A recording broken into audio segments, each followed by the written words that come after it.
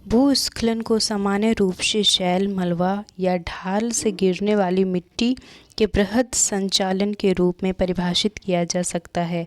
ये प्रायः भूकंप, बाढ़ और ज्वालामुखी के साथ घटित होते हैं। लंबे समय तक भारी वर्षा होने से भूस्खलन होता है।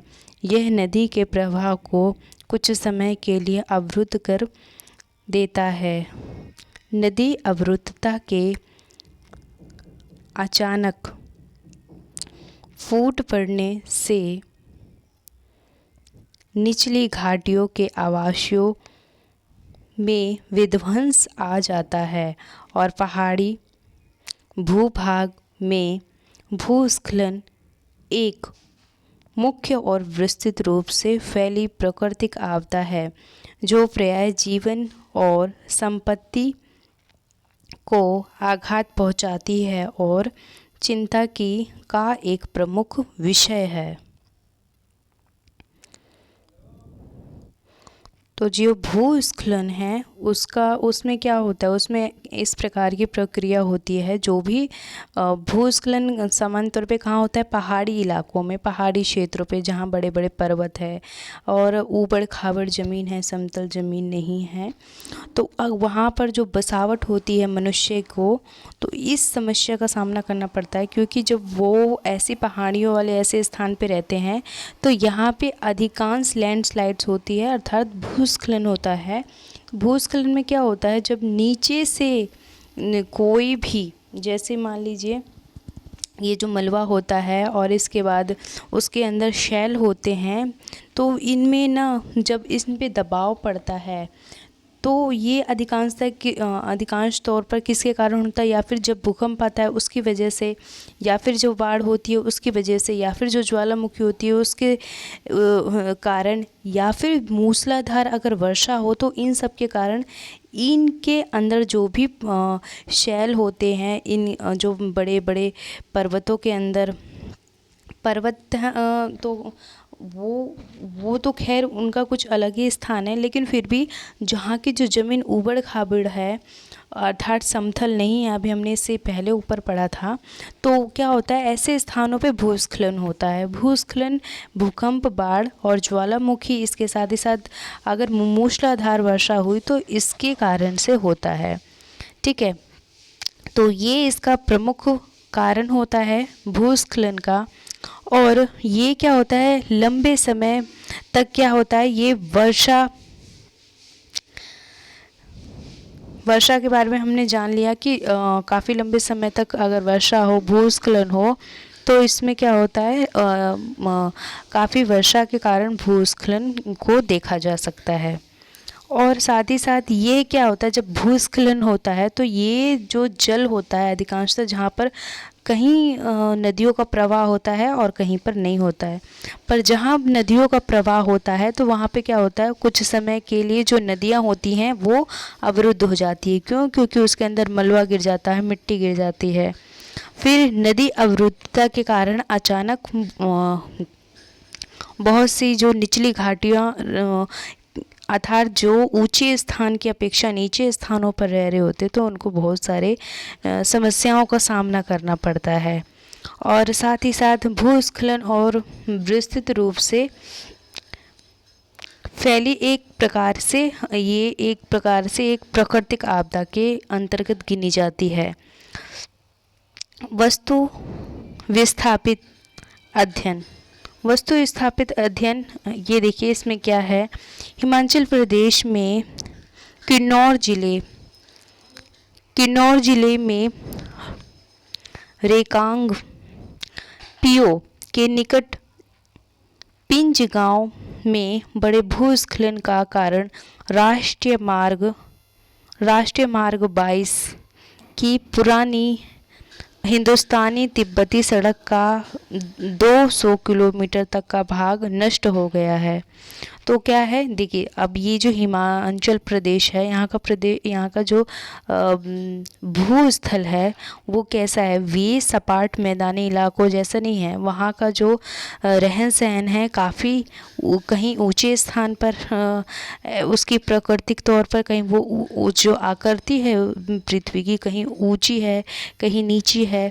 तो इस प्रकार से क्या है, इस प्रकार से उदाहरण दे रहा है एक जो हिमाचल प्रदेश है उन वहाँ के किन्नौर ज़िले में रेकांग पिओ के निकट एक गांव जो है पिंज नामक गांव है। यहाँ पर क्या होता है, अक्सर भूस्खलन होता है। क्योंकि यहाँ पर एक राष्ट्रीय महामार्ग बनाया गया है, मतलब एक राष्ट्रीय सड़क बनाई गई है, काफ़ी लंबी है, राष्ट्रीय महामार्ग 22। ये मुख्य जो राजमार्ग हैं उन सड़कों के ये एक नाम होते हैं, तो वो बनाई गई है। और इस वजह से क्या होता है, जब ये इन सड़कों का निर्माण होता है तो इस पर काफ़ी, जब ये बहुत पुराना हो गया है, देखिए पुराना हिंदुस्तान तिब्बती सड़क का 200 किलोमीटर तक का भाग नष्ट हो गया है।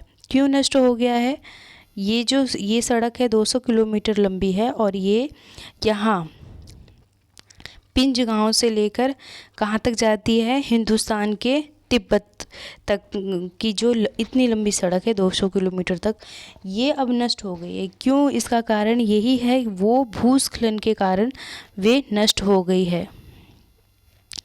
भूस्खलन के कारण ऐसा हुआ कि यहाँ पर जब भूस्खलन हुआ तो जो राष्ट्रीय महामार्ग 22 था, वो जो 200 किलोमीटर उसकी लंबाई थी, वो हिमाचल प्रदेश से जाकर तिब्बत में लगता था और उसकी जो कितने मीटर लंबी थी, 200 किलोमीटर तक लंबी थी। तो ये अब नष्ट हो गई। क्यों, क्योंकि जो भूस्खलन हो गया था उसके कारण।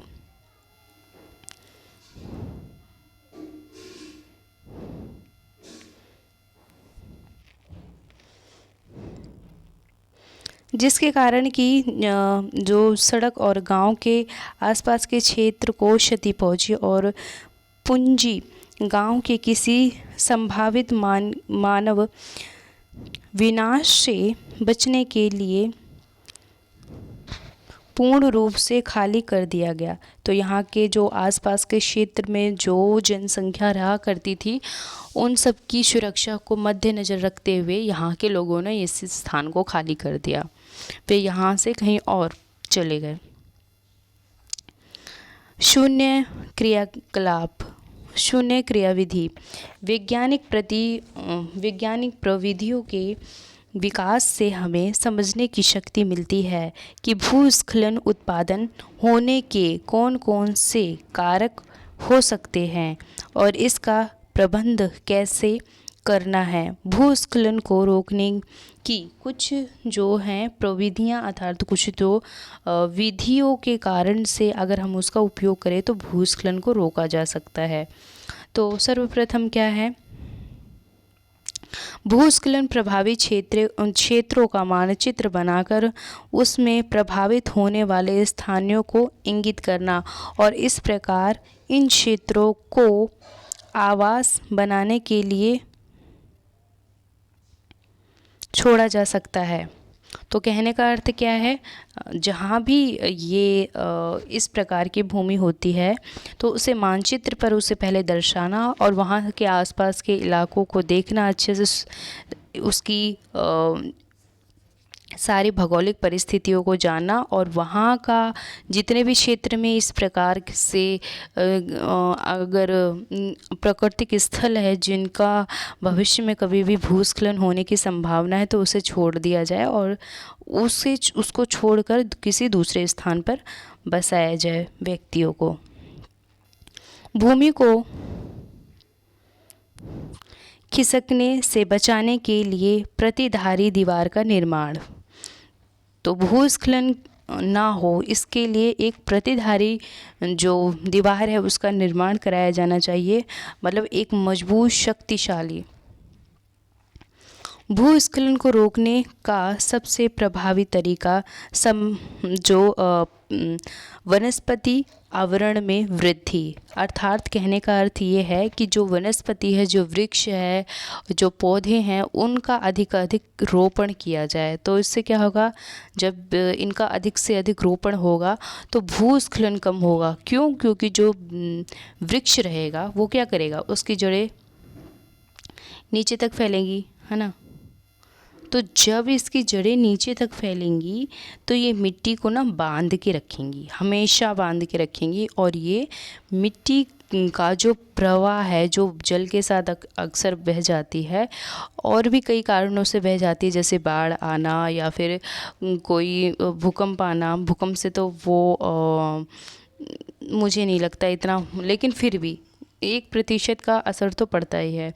अगर बहुत अधिक भूकंप आ गए, जैसे कि कहाँ आया था, गुजरात में आया था 2011 में।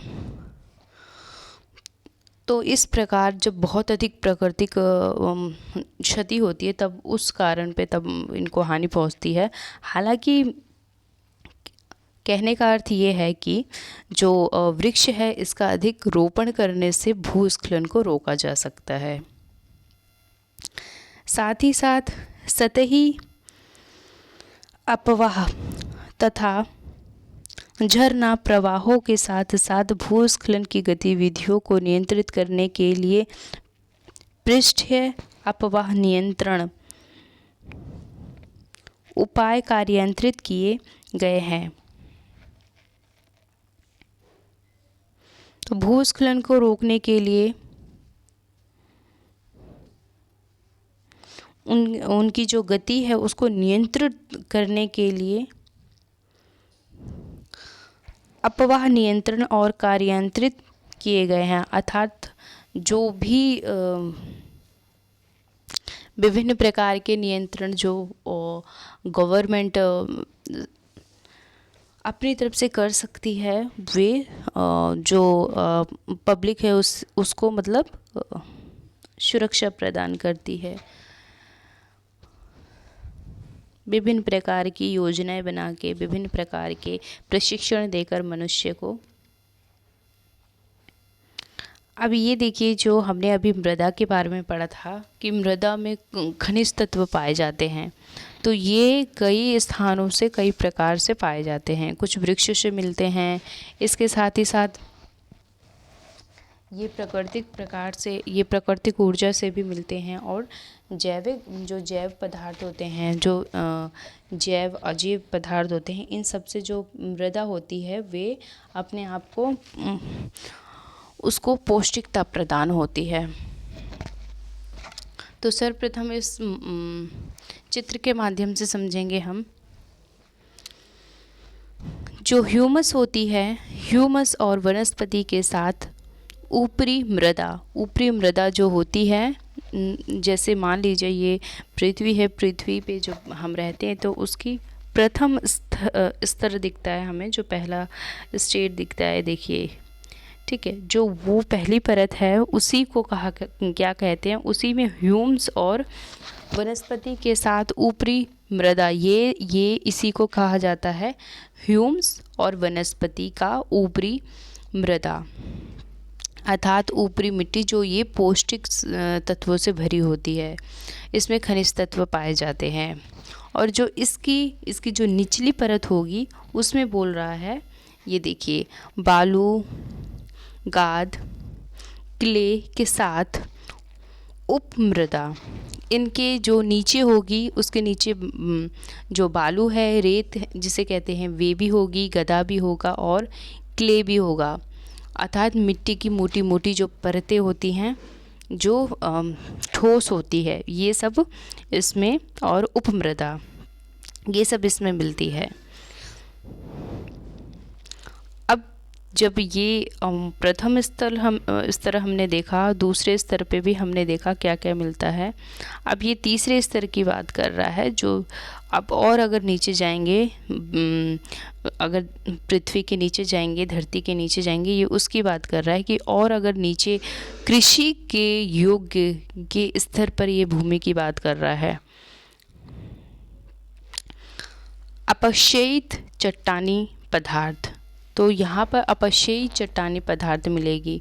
तो सर्वप्रथम इससे पहले जो बालू, गदा और क्ले के साथ उपमृदा मिलती है, उसके नीचे जो अपक्षयी चट्टानी पदार्थ अर्थात बड़े बड़े कंकड़ पत्थर जो होते हैं, जो एक प्रकार से प्राकृतिक रूप से उनका कहते हैं ना निक्षेपण ना किया गया हो, तो इस प्रकार के तत्व होते हैं। इस प्रकार की तत्वों के साथ साथ चट्टानें भी होती हैं, लेकिन उनका आकार कुछ छोटा होता है और कुछ बड़ा होता है। कुछ छोटे छोटे हमें कंकड़ देखने को मिलते हैं ना, अगर ज़मीन के अंदर और ज़्यादा जाए, अगर उसकी खुदाई की जाए, मिट्टी निकाली जाए, तो इस अवस्था में तब फिर इस प्रकार के हमें अपक्षय चट्टाने पदार्थ देखने को मिलेगा। और जब उसके नीचे भी जाएंगे तो जनक चट्टानें मिलेंगी। जनक चट्टानें जो होती है वो बहुत अधिक मजबूत होती है और शक्तिशाली होती है।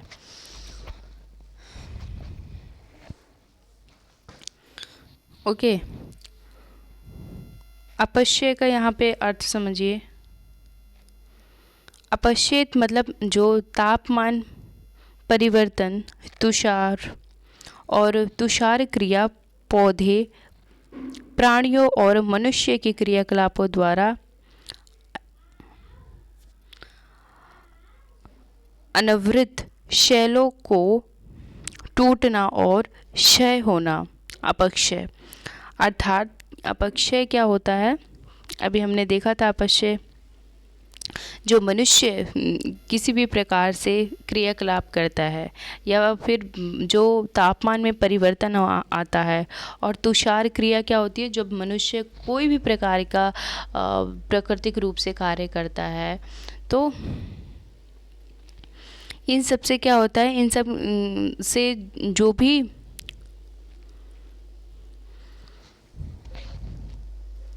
प्राकृतिक रूप से पत्थर के टुकड़े ये जो होते हैं, ये मानव क्रियाएं द्वारा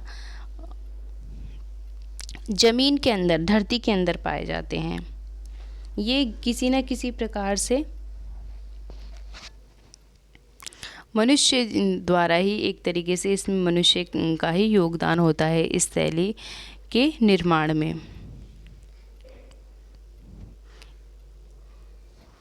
तो जब छोटे छोटे कण ये टूट जाते हैं और इस प्रकार ये धरती के नीचे छुप जाते हैं, ज़मीन में, मिट्टी के नीचे, तो इस प्रकार वे अपक्षय चट्टान पदार्थ कहलाते हैं।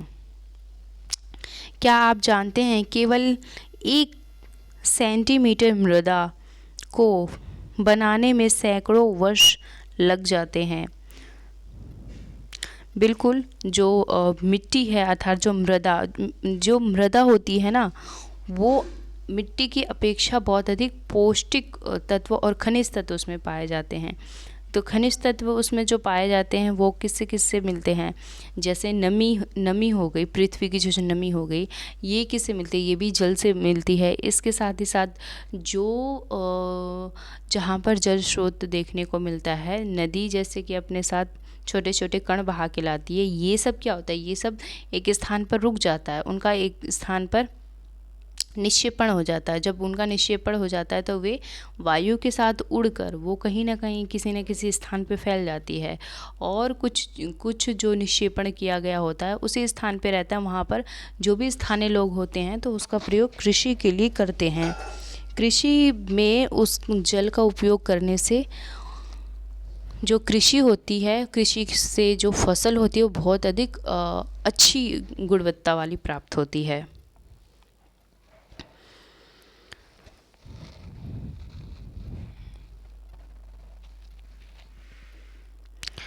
तो वही बात है, जब ये इन जो मृदा होती है इतना अच्छा पोषक तत्व प्रदान करती है और इतनी अच्छी फसल, जो फसल का जो परिणाम होता है बहुत अच्छा होता है, प्राप्त होता है। तो इसे तैयार करने में 1 सेंटीमीटर, बस सिर्फ 1 सेंटीमीटर मान लीजिए, उसको मृदा को बनाने में सैकड़ों वर्ष लग जाते हैं। तो जो ये मृदा है ये बहुत अधिक कीमती है, ये एक तरीके से हमारे लिए संसाधन है। अब मृदा के स्वरूप दे रखे हैं। मृदा के स्वरूप जो हैं वे किन किन शैलियों से, किन किन उपघटकों से मिलकर ये एक मृदा का निर्माण करते हैं। जनक शैली, जनक शैली रंग और गठन, रासायनिक गुणधर्म, खनिज मात्रा, परम और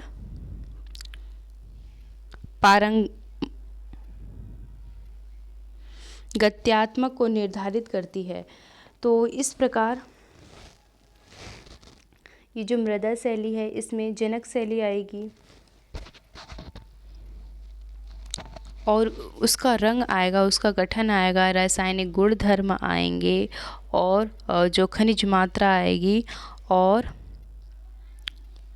इस प्रकार इनका जो मृदा का एक मुख्य भाग के रूप में ये अपना मृदा निर्माण में ये अपना सहयोग देती है या योगदान प्रदान करती है। और द्वितीय है वे है उच्चवाच, उच्चवाच, तुंगता और ढाल मृदा के संचालन को निर्धारित करते हैं। उच्चवाच अर्थात उच्चवाच जिसे कहते हैं ऊंचे स्थल पर। तुंगता और साथ ही साथ ढाल मृदा अर्थात जो ऊंचे स्थान और नीचा स्थान, एक तरीके से जहाँ पे जो एक ऊबड़ खाबड़ स्थान मिलता है, एक समतल एरिया, एक एकदम मैदान की तरह स्थान नहीं मिलता, वो वहाँ ऊबड़ खाबड़ मिलता है और सपाट होता है। तो यहाँ पर क्या होता है, जो ऊंचे से ऊंचाई से जो मिट्टी नीचे आती है, ठीक है, और जो नीचे से अक्सर बहुत ऊपर ही कम जाती है, लेकिन अधिकांशतः ऊपर से नीचे आती है। तो इस प्रकार की जो मृदा होती है पतली महीन कणों वाली होती है। ये क्या करती है,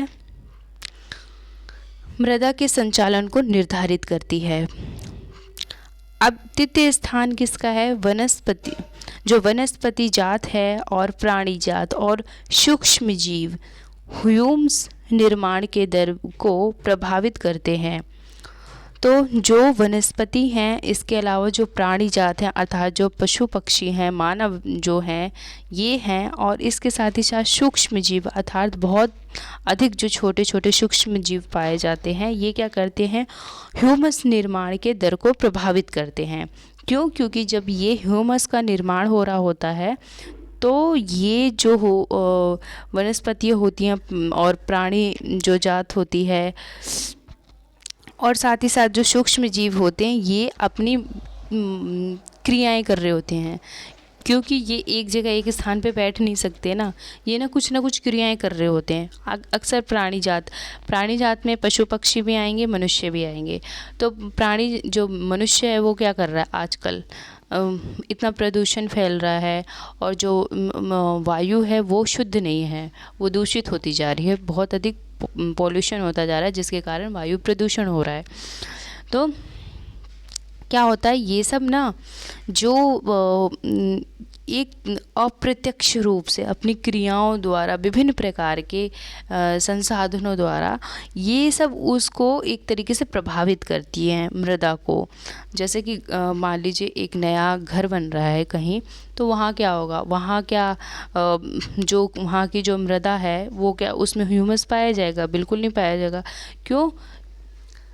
क्योंकि जो वहाँ की मिट्टी है उसे हटाया जा रहा है, उसके अंदर फिर विभिन्न प्रकार के मटेरियल डाले जा रहे हैं, और जब ह्यूमस बनने में काफ़ी, यहाँ हमने पढ़ा ना, क्या आप जानते हो कि जो ये 1 सेंटीमीटर मृदा बनने के लिए करोड़ों वर्ष का समय लग जाता है।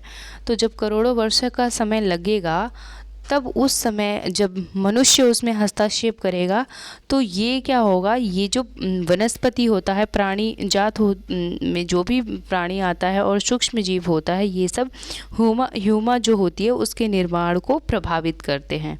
समझ में आया? कैसे? अपनी मानव क्रियाएं द्वारा। और जो पशु पक्षी होते हैं वे भी विभिन्न प्रकार की क्रियाएं करते हैं।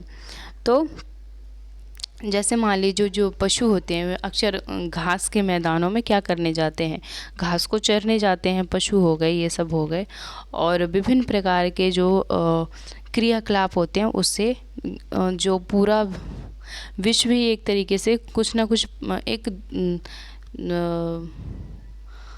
एक नेगेटिव, मतलब एक तरीके से कह सकते हैं रिजल्ट भी देखने को मिलता है। पॉजिटिव तो मिलता है लेकिन नेगेटिव भी मिलता ही है, तो वही उसको प्रभावित करता है। फोर्थ जो है वो समय मृदा परिच्छेदिका में मोटाई को निश्चित करता है। क्या करता है? समय जो होता है वे मृदा की परिच्छेदिका की मोटाई को निश्चित करता है। तो जब मृदा बनने में समय लगता है, अभी हमने यहाँ पे ही उदाहरण के रूप में यहाँ देखा कि 1 सेंटीमीटर मृदा बनने में करोड़ों वर्ष का समय लग जाता है, ठीक है। तो वही जो समय है ना, वो ही क्या करता है, मृदा और परिच्छेदिका जो होती है उसकी मोटाई को एक प्रकार से निश्चित करता है कि कितने समय में जो कितनी मृदा बनी। और मृदा जो होती है ना, ये एक प्रकार से कहीं कहीं उगती नहीं है अपने आप, ये कहीं ना कहीं किसी न किसी रूप से एकत्रित होके चली आती है। इसका विभिन्न प्रकार से इसका जो एकत्र होने का माध्यम भी अलग अलग है। तो समय क्या करता है, इसकी मोटाई को निश्चित करता है कि मृदा कितनी बनी। और यहाँ फोर्थ जो है वो है जलवायु, तापमान तथा अपक्षय और ह्यूमस निर्माण की दर को प्रभावित करती है। तो जलवायु जो है, जलवायु, तापमान और वर्षा जो है ये अपक्षय और ह्यूमस निर्माण की दर को प्रभावित करती है। जलवायु में क्या होता है, कहीं किसी प्रकार की जलवायु देखने को मिलती है, कहीं किसी प्रकार की, कहीं शीतोष्ण उष्णकटिबंधीय स्थल देखा था हमने और कहीं उपोष्ण। इसी प्रकार जो तापमान जो होता है कहीं पर -डिग्री में होता है, कहीं पे +डिग्री में होता है, कहीं बर्फ़ जम रही होती है, कहीं पर बहुत अधिक गर्मी पड़ रही होती है। और साथ ही साथ वर्षा क्या करती है, इन्हें जो मृदा होती है अपने साथ बहा के ले जाती है, एक स्थान से दूसरे स्थान ले जाती है। तो इसीलिए कहते हैं कि इन सब की सुरक्षा के लिए वृक्षों को लगाना चाहिए।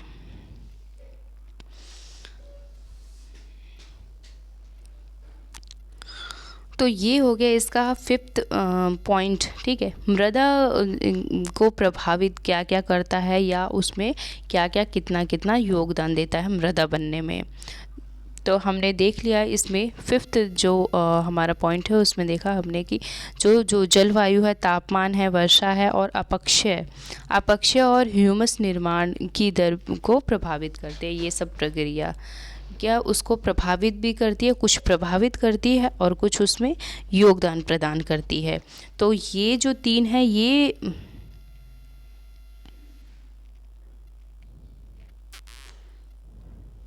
सर्वप्रथम ये प्रभावित करती है,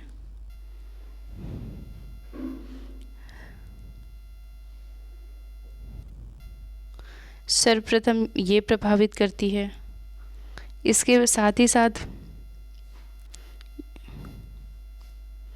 ये प्रभावित करती है, ये प्रभावित करती है और कोई प्रभावित नहीं करती। आगे बढ़ते हैं। मृदा निर्माण के कारक। तो मृदा जो निर्माण है उसके कारक क्या हैं, ये भी जानना महत्वपूर्ण है। मृदा निर्माण के मुख्य कारक जनक शैल का स्वरूप और जल वायविक कहाँ थे, मृदा निर्माण के कारक। जल निर्माण के प्रमुख कारक जनक शैल का जो स्वरूप है वे, और जलवायविक जो कारक है, और मृदा निर्माण के अन्य कारक मृदा स्थलाकृति, जैव पदार्थ की भूमिका और मृदा निर्माण के संगठन को लगा समय अलग अलग स्थानों में ये भिन्न भिन्न होता है। बिल्कुल, जहाँ रेगिस्तानी इलाका होगा, जहाँ पे मरुस्थल होगा, वहाँ पर जो मृदा का निर्माण तेज़ी से होगा। बल्कि अन्य इलाकों में जो कि जैसे कि जो असमतल स्थल है, जो कि ऊबड़ खाबड़ नामक स्थल वहाँ के होते हैं, जैसे कि उत्तराखंड का हो गया। तो यहाँ पर क्या होता है, उत्तराखंड में यहाँ का भी जो मैदान होता है, एक तरीके से वे एकदम मैदान की तरह नहीं होता। वहाँ के जो स्थान होते हैं ये कुछ इस प्रकार के होते हैं, ठीक है। वहाँ के जो स्थान समतल ना होने की अपेक्षा ऊबड़ खाबड़ होते हैं, पर्वतों पहाड़ों जैसे होते हैं, ठीक है। फिर आगे देखिए क्या होता है कि मृदा के निर्माण के अन्य कारक जो हैं स्थलाकृति और जैव पदार्थ की भूमिका। तो स्थलाकृति अर्थात वहाँ की जो स्थल मतलब स्थान है, और आकृति मतलब स्थान की आकृति कैसी है। तो यही बात कर रहे थे अभी हम मैदान और पर्वतीय क्षेत्र की बात कर रहे थे, तो वही बात कह रहा है। और साथ ही साथ पदार्थों की भूमिका, जो पदार्थ है उनकी भूमिका, और साथ ही साथ मृदा निर्माण में लगने वाला समय, ये सब उसके जो अलग अलग स्थान पर अलग अलग प्रकार से मृदाओं का निर्माण होता है। मृदा का विभिन्नकरण, निम्नकरण और संरक्षण के उपाय। मृदा का निम्नीकरण जो है और संरक्षण, अर्थात मृदा कितने प्रकार की होती है और उसका संरक्षण किस प्रकार किया जा सकता है। मृदा अपरदन और क्षीणता मृदा संसाधन के लिए दो मुख्य खतरे हैं। क्या है? मृदा अपरदन और जो है क्षीणता, मृदा क्षीणता। ये क्या है? मृदा संसाधन के लिए दो महत्वपूर्ण खतरे हैं।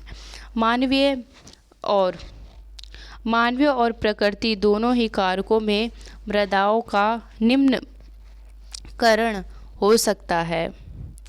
मृदा के निम्नकरण में सहायक करके वनोन्मूलन, अतिचारण, रासायनिक उर्वरकों और कीटनाशकों का अत्यधिक उपयोग, वर्षा दोहन, भूस्खलन और बाढ़ है। मृदा जो है उससे संरक्षण की कुछ विधियां निम्न प्रकार से है। तो मृदा दोहन जो होता है,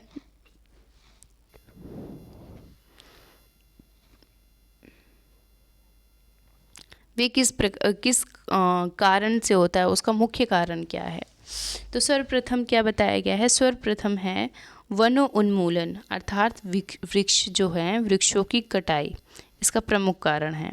दूसरा अतिचरण, जो अतिचारण है इसमें क्या होता है? इसमें होता ये है कि जो पशु हैं, जो पालतू पशु हैं, जो मनुष्य अक्सर अपने व्यक्तिगत जीवन के सुविधाओं के अनुसार पालता है, तो ये क्या करते हैं, ये जो घास स्थल है उसका बहुत अधिक अतिचारण कर लेते हैं।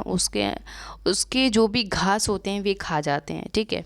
तो उससे क्या होता है, जहाँ भी वे सर्वप्रथम उन्होंने घास खाई तो वो स्थान साफ हो गया। फिर वे कहीं भी जहाँ भी चलेंगे ना, अब पशुओं के पैर तो होते हैं, वो मनुष्य के तरह तो उठा के चलते नहीं है, वो कहीं भी चलेंगे ना तो वो जो मृदा वहाँ जमी होगी, जो मिट्टी वहाँ वर्षों से एक प्रकार से वर्षों से रहती चली आई है, लेकिन जब पशु चलेंगे ना तो ये यहाँ पैर रखेंगे ऐसे ऐसे, तो ये यहाँ की जो मिट्टी होगी ना वो ना उखड़ती चली जाएगी, ठीक है। तो इस प्रकार जो मृदा जमी होगी वो ना, जैसे कि रेगिस्तानी एरिया में देखते हो रेत, तो ये जो जमी हुई रेत ना उसी प्रकार ऊपर उभर कर बाहर आ जाएगी, कहने का अर्थ। ओके, फिर आगे है रासायनिक उर्वरकों और कीटनाशकों का अत्यधिक उपयोग। जो रासायनिक उर्वरक होते हैं और जो कीटनाशक होते हैं, इनका अत्यधिक उपयोग कौन करता है? इनका अत्यधिक उपयोग करते हैं किसान, कृषक लोग।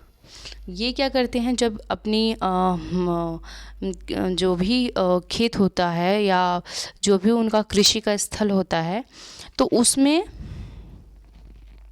रासायनिक का छिड़काव करते हैं। उसकी उर्वरता बनाए रखने के लिए विभिन्न प्रकार के रासायनिक पदार्थों का उपयोग करते हैं, और कीटनाशकों के बचाव के लिए भी वो विभिन्न प्रकार के इस प्रकार रासायनिक पदार्थों का प्रयोग करते हैं, उसका खेती में छिड़काव करते हैं। उसके कारण भी जो मृदा है, जो मिट्टी है, वे प्रभावित होती है। तो इस वजह से भी क्या होता है, मृदा को हानि पहुंचती है।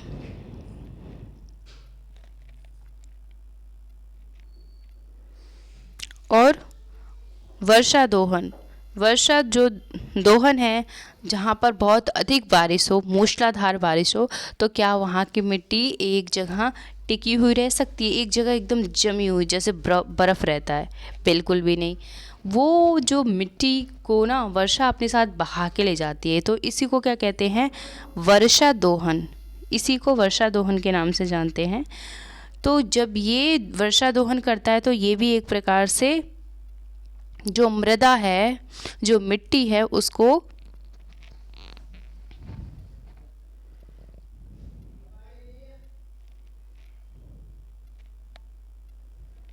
एक प्रकार से वो एक हानि पहुंचाता है, नुकसान पहुंचाता है। और साथ ही साथ भूस्खलन देखा, और बाढ़, ये सब क्या करते हैं? ये सब मृदा का निम्नीकरण करते हैं। निम्नीकरण करने का मतलब वो जो उच्च कोटि की मृदा होती है ना, उसकी गुणवत्ता में कमी आ जाती है। ठीक है, उसकी गुणवत्ता में कमी आना इसी को कहते हैं मृदा का निम्नीकरण। तो इन सब कारणों से मृदा का निम्नीकरण होता है, उनकी गुणवत्ता में कमी आती है। अब ये देखिए, इसके कुछ विधियां दे रखी हैं कि मृदा का निम्नीकरण होता है, तो उसका निम्नीकरण ना होकर उसका संरक्षण हो। तो उसके संरक्षण के लिए विभिन्न प्रकार के, देखिए यहाँ पर कुछ विधियां दे रखी हैं, जिसके कारण मृदा का निम्नीकरण ना हो, अर्थात मृदा की गुणवत्ता को हानि ना पहुँचे। उसके लिए सर्वप्रथम माल्च मिलाना, जो ये एक मिनट,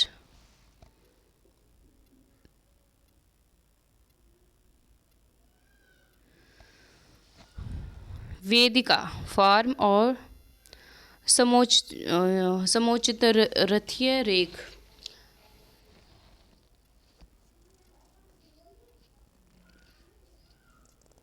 ये जुताई का एक उदाहरण है, और ये फार्म कृषि का। फिलहाल हम यहाँ आते हैं, अभी इसके बारे में आगे दे रखा है।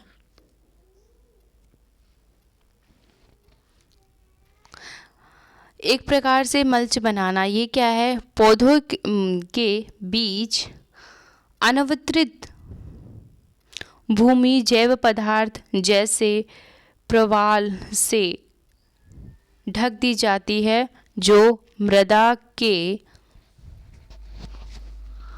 आर्द्रता रूपी रहती है।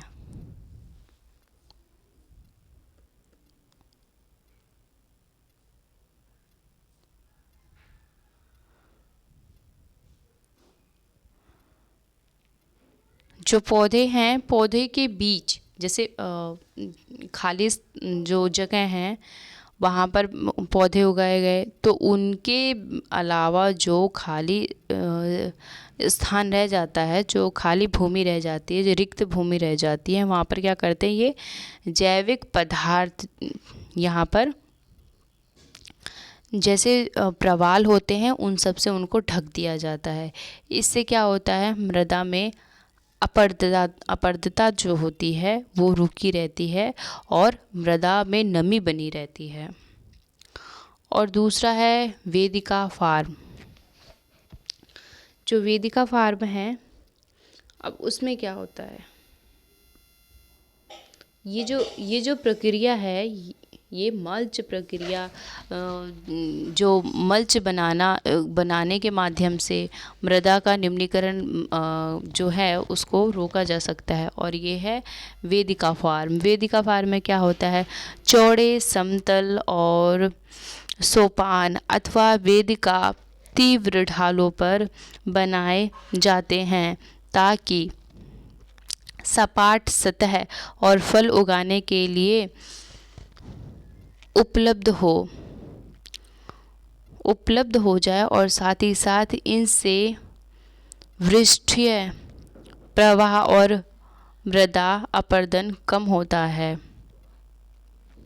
तो वेदिका फॉर्म के माध्यम से देखिए, वेदिका फार्म जो है वे क्या है, चौड़े समतल और सोपान वेदिका तीव्र ढाल पर बनाए जाते हैं। तो ये वेदिका कहाँ बनाई जाती है, तीव्र ढाल वाले स्थान पर। मान लीजिए ये कोई भूमि है, पर्वत का कुछ स्थान ऐसे ही होता है ना, वो एकदम से ऊंचा होता है, फिर नीचा होता है, फिर ऊंचा होता है, फिर नीचा होता है। तो ऐसे स्थानों पर ना जो भूमि होती है वो एकदम ढालू होती है, तो एकदम सीधे बिल्कुल ऐसे सीधी नीचे की तरफ ऐसे आ रही होती है। अब उस पर कृषि कैसे की जाए, तो जब उस पर कृषि की जाती है तो उस पर चौड़े चौड़े मेड़ बनाए जाते हैं, इसे कहते हैं मेड़। ऐसे ऐसे मेड़ बनाए जाते हैं, और जब मेड़ बनाए जाते हैं तो इस पर थोड़ा खड़े रहना, आसानी से उस पर खड़े भी रह सकते हैं। और साथ ही साथ जो भी फसल उगाई गई है उसकी निराई कर सकते हैं, उसकी कटाई कर सकते हैं। और क्या होता है, साथ ही साथ जब इस उगाई गई फसल को जल से सींचा जाएगा, जल प्रदान किया जाएगा, तो ये हर एक स्थान पर जल पहुँचेगा, ठीक है। और अगर मान लीजिए सिर्फ बिना मेड़ बनाए अगर खेती कर दी जाए तो क्या होगा, बिना मेड़ के खेती कर दी जाए तो ये सारा जो जल है ना ये सीधा नीचे आ जाएगा। और जो पेड़ जो होते हैं, पौधे खड़े रहते हैं कृषि में अधिकांशतः, जब पौधे उगाए जाएंगे तो ये एक स्थान पर ये अच्छे से टिकेंगे नहीं, ये एक तरफ को झुकेंगे, जिससे फसलें क्या होगी, जिससे फसलें खराब होगी।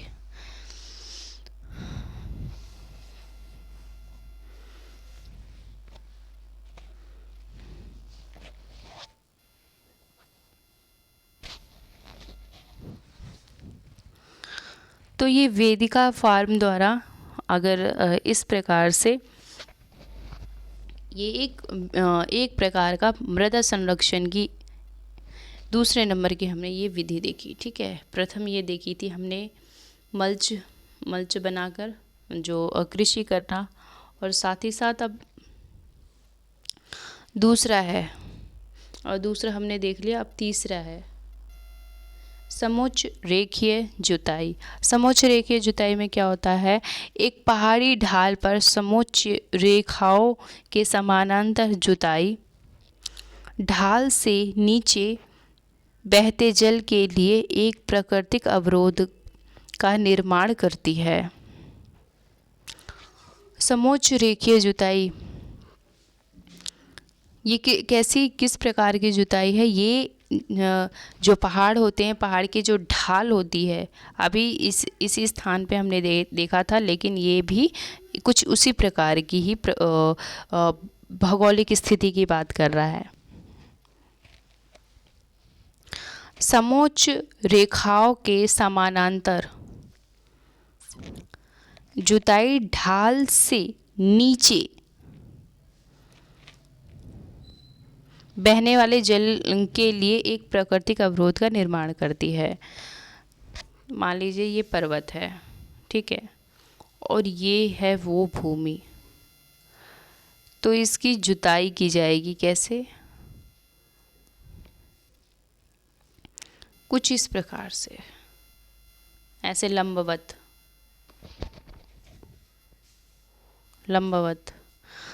इस प्रकार से जुताई करने से जो उसके अंदर सिंचाई की जाएगी तो वो जल को अवशोषित करेगी।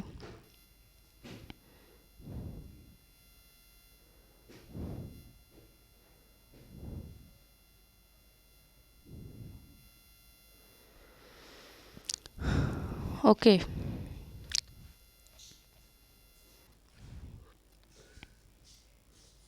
मल्च बनाना, वेदिका फॉर्म और समोच्च रेखीय जुताई, रक्षक मेखलाएं जो होती हैं वे। अब उसके माध्यम से इसका मृदा का संरक्षण,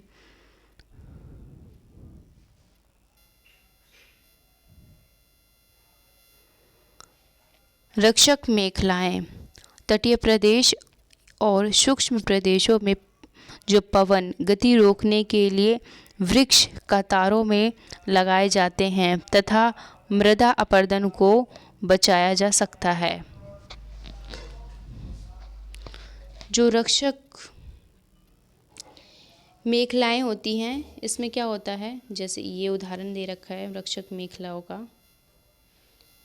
ये जहाँ जिस भी प्रदेश में जो तटीय प्रदेश होते हैं, तटीय स्थल अर्थात जहाँ अधिक समुद्र होता है और अधिक नदियाँ होती है, तालाब काफ़ी दूर तक फैले होते हैं, काफ़ी लंबे क्षेत्रों तक, तो वहाँ पर इसी प्रकार से जो मृदा संरक्षण के लिए इस प्रकार से क्या लगाए जाते हैं, वृक्ष लगाए जाते हैं बड़े बड़े। ये एक सीधे कतार में लगाए जाते हैं, एक यहाँ सामान्य दूरी पे लगाए जाते हैं और सीधे, और इनकी जो वृक्ष की संख्याएं होती हैं इसी क्रम में कम से कम 23, 24, 25 और इससे भी अधिक हो सकती हैं। ये कम से कम है, इससे अधिक जनसंख्या में अनगिनत वृक्ष हो सकते हैं, चाहे जितने भी। तो जब इन प्रदेशों में क्या किया जाता है, जो सूक्ष्म प्रदेश हैं और ये जो तटवर्तीय प्रदेश हैं उसमें इस प्रकार वृक्ष लगाने से वहाँ की जो पवनें हैं जो अपने साथ मृदा का अपरदन करती हैं और मृदा को अपने साथ ले जाती हैं। जहाँ पवन चलेगी वहाँ पर मृदा के छोटे छोटे कण उनके साथ उड़ के चले जाते हैं। तो ये जो पवनें हैं इनको रोकने का कार्य ये वृक्ष करते हैं।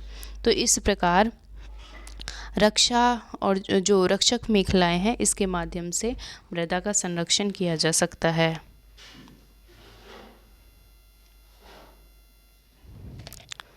समोच्च रेखीय रोधिकाएं। समोच्च रेखीय रोधिकाएं जो हैं ये क्या है, समोच्च रेखाओं पर रोधिकाएं बनाने के लिए पत्थरों एवं घास मृदा का उपयोग किया जाता है। रोधिकाओं के सामने जल एकत्र करने के लिए खाई बनाई जाती है। तो समोच्च रेखीय जो रोधिकाएं होती हैं इसमें क्या होता है, इसे बनाने के लिए एक प्रकार से जो पत्थर होते हैं, बड़े बड़े पत्थर के जो टुकड़े होते हैं उनका उपयोग किया जाता है और घासों का उपयोग किया जाता है। घासों से क्या होता है, ये जो टुकड़े के अंदर जो भी ये जो रिक्त स्थान होगा, जो खाली जगह होगी वह भर जाएगी और मृदा अर्थात जो मिट्टी है इनको ऊपर से लगा दिया जाएगा तो ये पूरी तरीके से एकदम सपाट हो जाएगी।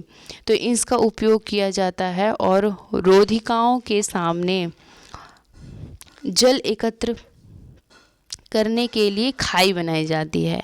तो जो रोधिकाएं हैं उनके सामने जल एकत्रित करने के लिए खाई बनाई जाती है। तो जो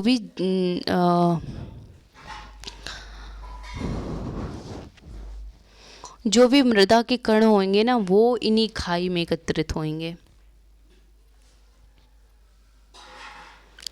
क्रियाकलाप करके दिखा रहा है ये क्रियाकलाप, ये वही है। देखिए जहाँ पर वृक्ष होंगे वहाँ पर क्या होगा, वहाँ अगर वर्षा आएगी, वृक्ष अगर अधिक होंगे और वहाँ वर्षा आएगी तो क्या होगा, वहाँ पे जो जल का बहाव होगा ना वो मिट्टी बहने नहीं देगी और मिट्टी जो वृक्ष है वो उसकी जो जड़ें हैं उसे पकड़ के रखेगी है। और इसकी अपेक्षा जहाँ पर सिर्फ मिट्टी है और वहाँ वृक्ष नहीं है, किसी प्रकार का पौधा नहीं है, तो वहाँ पर जब वर्षा आएगी या फिर विभिन्न प्रकार के पवनों के माध्यम से भी ये जो मृदाएं होती हैं, छोटे छोटे कण होते हैं, ये उड़ के चले जाते हैं। लेकिन विशेष तौर पर वर्षा पर का ये प्रयोग करके दिखा रहा है, जल का प्रयोग करके दिखा रहा है, मतलब वर्षा का ही है ये। तो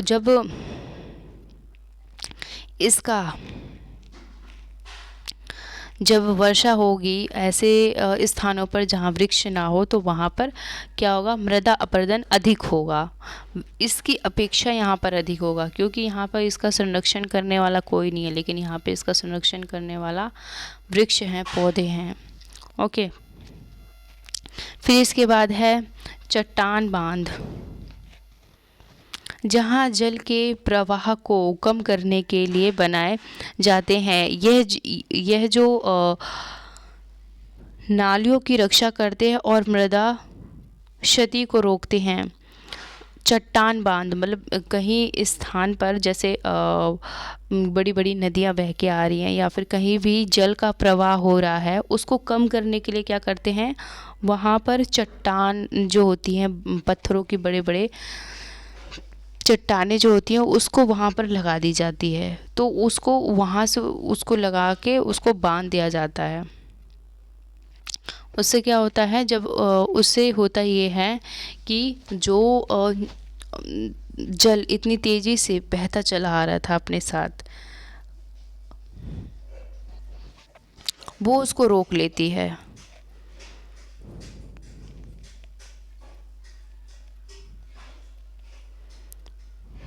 जहाँ से भी जल बहता चला आ रहा है, ये जो जल हो सकता है, या फिर एक नदी का मार्ग हो, नदी के मार्ग से बहता चला आ रहा हो, या फिर कोई विशेष जल कुंड हो, या फिर ऐसी कोई लंबी नाली बना रखी हो जिसका जो जल है किसी नदी से या किसी तालाब से आता है।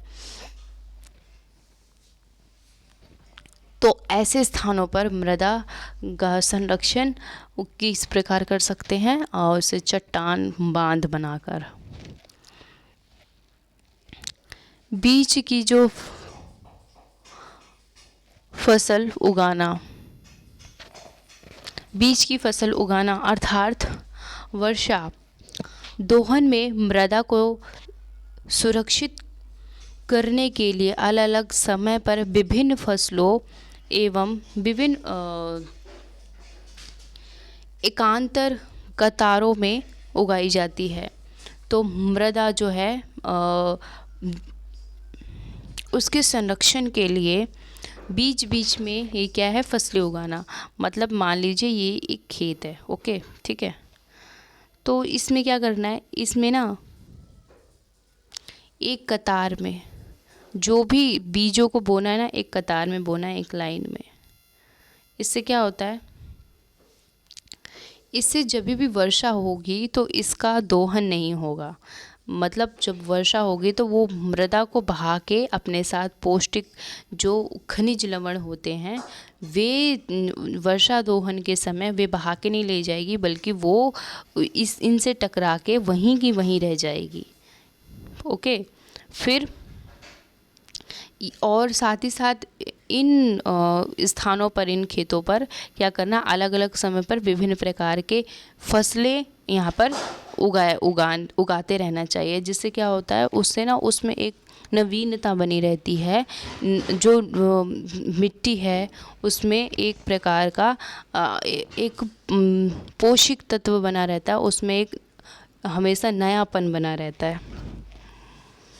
क्या आप जानते हैं, वर्षा 1975 में मानव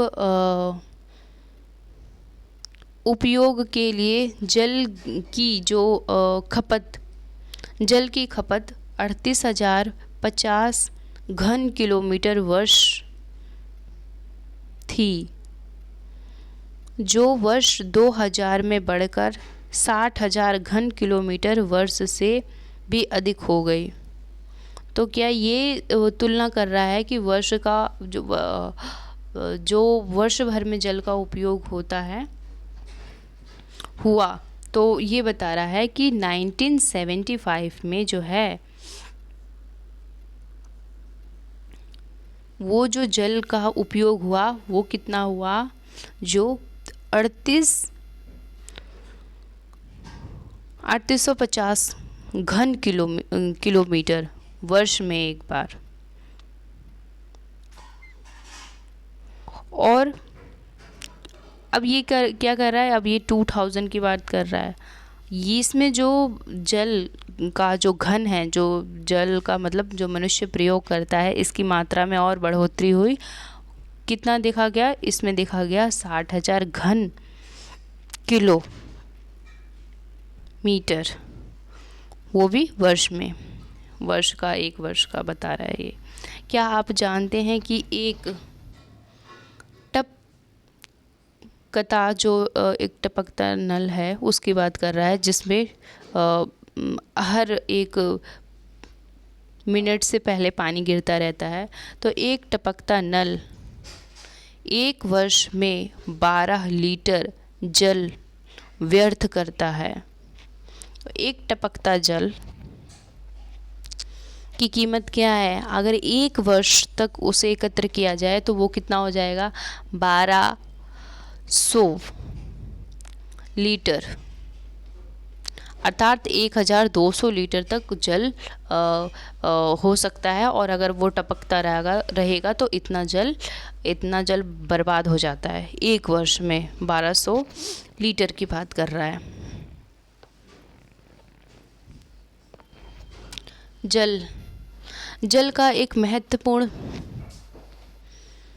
जल एक महत्वपूर्ण नवीकरणीय प्राकृतिक संसाधन है। भूपृष्ठ का 3/4 भाग जल से ढका हुआ है। तो जो हमारी जो धरती है वो उसका 1/3 हिस्सा जल से ही ढका हुआ है। अगर इसे अंतरिक्ष से देखा जाए तो पृथ्वी कैसे दिखती है, नीली दिखती है।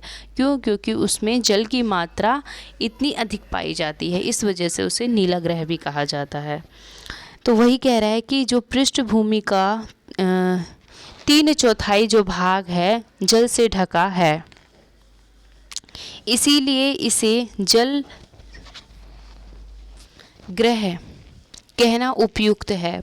तो पृथ्वी को कौन सा ग्रह कहा? पृथ्वी तो एक ग्रह ही है, लेकिन अब इसे जब इतनी अधिक जल की मात्रा पाई जाती है तो इसे क्या कह रहे हैं, इसे जो जल ग्रह कहना उपयुक्त है। लगभग 3:5 अरब वर्ष पहले जो जीवन है आदि महासागरों में ही प्रारंभ हुआ था। यद्यपि आज भी महासागर पृथ्वी की सतह के 2/3 भाग से ढके हैं। तो ये बता रहा है कितने अरब पहले की बात, 3:5 अरब वर्ष पहले जब जो व्यक्ति था, वो बता रहे हैं जो व्यक्ति था उसकी बात कर रहे हैं कि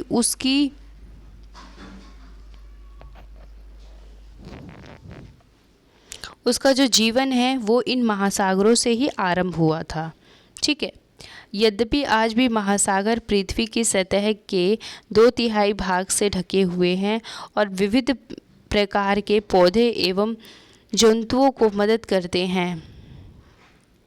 हालांकि आज की भी बात कर रहा है, ये 2/3 जो भाग है वो इन्हीं महासागर के जल से ढका हुआ है और विविध प्रकार के यहाँ पर पौधे पाए जाते हैं, जंतु पाए जाते हैं। इन सब की सहायता से ये सब ढका हुआ है और महासागरों का जल लवणीय है। बिल्कुल, महासागर का जल लवणीय है, अर्थात खारा है, नमकीन है, उसमें नमक पाया जाता है और मानवीय उपयोग के लिए उपयुक्त नहीं है। बिल्कुल, उसे मानव उपयोग करके क्या करेगा, सिर्फ उसे नमक ही बनाया जा सकता है, वो उसका उपयोग पीने में भी नहीं कर सकता। लवण का जल केवल 2:7% ही है। तो जो लवण का जो जल है, अर्थात जिस जल में नमक पाया जाता है उसकी मात्रा कितनी है, 2:7%। 7% ही है और इसका लगभग 70% भाग बर्फ की चादर और हिम नदियों के रूप में अटलांटिक, ग्रीनलैंड में पर्वतीय प्रदेशों में पाया जाता है। तो और इसका जो 70% भाग है वो कहाँ कहाँ देखने को मिलता है? बर्फ़ की जो चादर है वे देखने को मिलता है। ठीक है, देखिए इसने 2%, 2:7% तो इसने अलवड़ीय जल की बात करी, अर्थात जिसमें जो जल है, जिस जल में नमक नहीं पाया जाता है वे इतने प्रतिशत हैं। और इसका लगभग जो 70% भाग जो है वो बर्फ़ की चादर में और हिम नदियों के रूप में और साथ ही साथ अर्कांटिक, ग्रीनलैंड और पर्वतीय प्रदेश में पाया जाता है। अपनी स्थिति के कारण में ये मनुष्य की पहुंच के बाहर हैं। तो अपनी जिस भी स्थिति में है तो ये मनुष्य की पहुंच के बाहर हैं। केवल 1% आलवण जल उपलब्ध है। तो आलवण जल तो है लेकिन यहाँ मनुष्य नहीं पहुंच सकता। हिम नद कहाँ पर्वतों पहाड़ों पे पाई जाती है? बर्फ़ वाली जो नदियाँ कहाँ पाई जाती है? पर्वतों पहाड़ों पर। वहाँ मनुष्य का जाना संभव है। और क्या कह रहा है? ये कह रहा है अंटार्कटिका में, ग्रीनलैंड में और पर्वतीय प्रदेशों में यहाँ पर पाई जाती है। तो यहाँ मनुष्य का जाना एकदम से जाकर वहाँ पर उस जल पर एकदम अधिकार कर लेना ये संभव नहीं है। पहली बात उसे वहाँ पर पहुँचना ही बहुत मुश्किल है। तो ये इसीलिए ये कह रहा है कि यहाँ ये मनुष्य की पहुँच से बाहर है। केवल 1% आलवण जल उपलब्ध है और मानव उपभोग के लिए उपयुक्त है। तो इसका जो अलवणीय जल का हमें 1% हिस्सा मिला है, जो कि हमारे जीवन के लिए जिसे हम अपना जीवन यापन करते हैं, वह मानव उपभोग के लिए उपयुक्त है। यह भौम जल और नदियों और झीलों में पृष्ठ जल के रूप में तथा वायुमंडल में जल वाष्प के रूप में पाया जाता है। तो जो 1% है उसका स्वरूप कैसा है? वो भूमि में पाया जाता है, नदियों में पाया जाता है, झीलों में पाया जाता है और वायुमंडल में पाया जाता है। कैसे?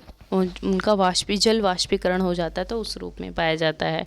तो इन स्थानों पर इस प्रकार पाया जाता है। अब ये कह रहे हैं, क्या आप जानते हो हमारी पृथ्वी, इधर देखिए, इससे पहले हमने देखा था 6th और 7th क्लास की बुक्स में जो हमें छोटा सा चंद्रमा था वो हमें अक्सर यहाँ दिखता था। और इस आगे जैसे जैसे आगे हम क्लास में बढ़ते ही जा रहे हैं तो ये पृथ्वी है हमें बता रही है। क्या आप जानते हैं, ये तो हमने पढ़ लिया है ना, एक टपकता जो नल है वो वर्ष में 12 लीटर जो जल है वे व्यर्थ करता है। इसीलिए अलवणीय जल पृथ्वी को सबसे अधिक मूल्यवान पदार्थ है। तो जब इतनी 1% के रूप में हमें अलवणीय जल प्राप्त है तो ये क्या है? ये एक अमूल्यवान पदार्थ है हमारे पृथ्वी के लिए। पृथ्वी पर जल न बढ़ाया जा सकता है और ना ही घटाया जा सकता है। बिल्कुल जो पृथ्वी है वो उसकी मात्रा निश्चित है, ना ही उस जल को घटा सकते हम और ना ही हम बढ़ा सकते हैं। इसकी कुल मात्रा स्थिर रहती है और इसकी प्रचुरता में विविधता प्रतीत होती है, क्योंकि यह वाष्पीकरण और वर्षण और वहाँ की प्रक्रियाओं द्वारा महासागरों और वायु भूमि तथा पुनः महासागरों में चक्रण द्वारा निरंतर गतिशील है। तो कहने का अर्थ क्या है, ये कहने जा रहे हैं जो यही 1% जो जल हमें मिला है, तो ये किस किस रूप में है। एक तो वाष्पीकरण के रूप में, ठीक है, वर्षण अर्थात जो वर्षा होती है, जो इसका वाष्पीकरण होगा तो वर्षा तो उसी की होगी ना, तो एक वर्षा के रूप में है। और यही जो इसका जो कुछ प्रतिशत है महासागरों के रूप में देखा जाता है, वायु में देखा जाता है, भूमि में देखा जाता है, और पुनः महासागरों में चक्र द्वारा निरंतर गतिशील रहता है। तो इस प्रकार जहाँ से भी जल का वाष्पीकरण होता है और भी विभिन्न प्रकार के माध्यम से ये जहाँ से वाष्पीकरण होता है, मतलब जहाँ से लिया जाता है फिर अंत में ले जाके उसी में छोड़ दिया जाता है, इसे जल चक्र कहते हैं।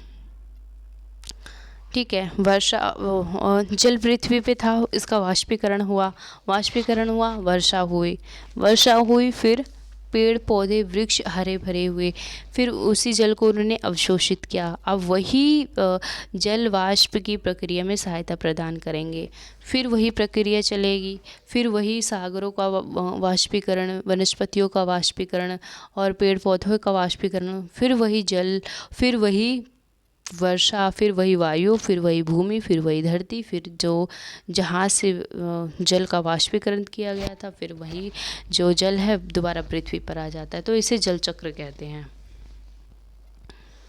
मनुष्य जल की मात्रा का उपयोग न केवल पीने और धुलाई में ही करता है, वरन उत्पादन प्रक्रिया में भी करता है।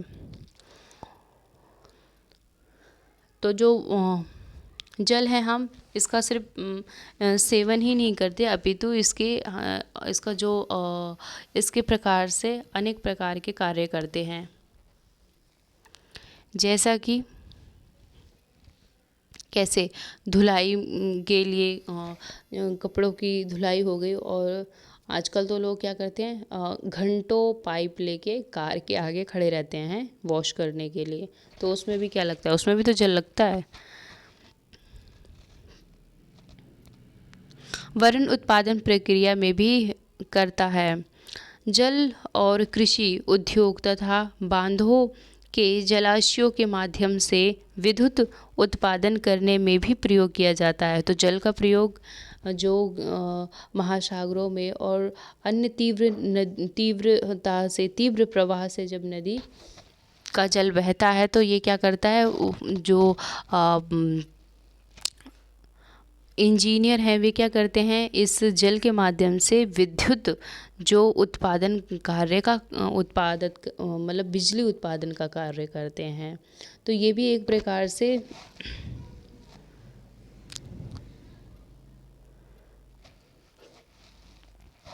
एक जल का एक नव प्रयोग करते हैं। तो इसमें जल भी एक सहायक स्रोत है। जल का स्रोत सूखने एवं जल प्रदूषण के कारण अलवणीय जल की पूर्ति की कमी के मुख्य कारक बढ़ती जनसंख्या, भोजन एवं नकदी फसलों की बढ़ती मांग, बढ़ता नगरीकरण और बेहतर होता जीवन स्तर है। तो जल आपूर्ति का कारण क्या बताया? जल आपूर्ति का कारण सर्वप्रथम सूखा पड़ना, वर्षा कम हो रही है कहीं पर और कहीं पर वर्षा नहीं हो रही है, तो वहाँ सूखा पड़ना एक प्रकार से जल की कमी को और प्रकार की इसमें कमियां देखी जा सकती हैं, जैसे जल प्रदूषण और साथ ही जल अलवणीय जल की आपूर्ति। इस प्रकार से उसके विभिन्न प्रकार के कारण हैं, जैसे कि सूखा पड़ना और साथ ही साथ जो बढ़ती जनसंख्या है उसका, और साथ ही साथ जो भोजन है और नकदी फसल, ये जो है इसकी महंगाई और बढ़ता नगरीकरण और बेहतर जीवन स्तर, ये सब क्या करती हैं, ये सब प्रभावित करती हैं किसे? अच्छी गुणवत्ता वाले जल का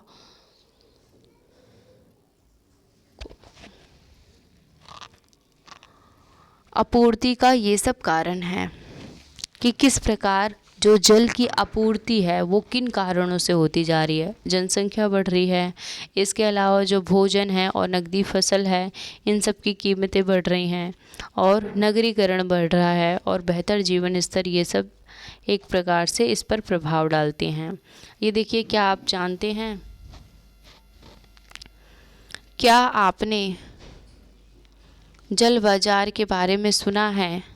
सौराष्ट्र प्रदेश में 1:25 लाख जनसंख्या वाला अमरेली शहर पास के तालुकाओं से पानी खरीदने के लिए पूर्णतः निर्भर है।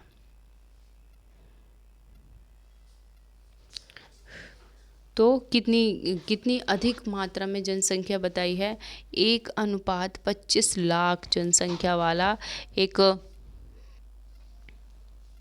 अमरेली शहर है, उसकी बात कर रहा है। कहाँ है? वो भी सौराष्ट्र में। तो ये क्या करता है, ये जो तालुक हैं, गांव के जो तालुकदार होते हैं, ये एक स्थानीय ग्रामीण क्षेत्रों का विभिन्न प्रकार से कार्यों का विभाजन किया गया है। तो वही उसमें एक तालुक आता है जो क्या करता है, वो प्रशासनिक देखरेख की रक्षा करता है, सुरक्षा करता है, और विभिन्न प्रकार की जो समस्याएं हैं उसका निदान प्रदान करता है, और समस्याओं को हल करने के लिए वो अपनी शक्तियों का उपयोग करता है, कहने का अर्थ। तो उनसे ये क्या करते हैं, ये लोग उन पर निर्भर रहते हैं पानी खरीदने के लिए, वो भी पूर्ण रूप से। यमुना नदी जो है, यमुना नदी का एक दृश्य दिया गया है। वाहिदमल औद्योगिक बहीय स्राव एवं कचरे के कारण प्रदूषित हो रही है। तो यमुना नदी है, ये क्या हो रही है, ये आजकल जो प्रदूषण हो रहा है, इसके अलावा विभिन्न प्रकार के इसमें और जो औद्योगिक जो जल के माध्यम से जो विशिष्ट पदार्थ निकलते हैं, ये सब इसमें क्या करते हैं, इसमें प्रवाहित कर दिए जाते हैं, जिससे कि इसका जो जल है, जो जल साफ ना होकर दूषित होता जा रहा है।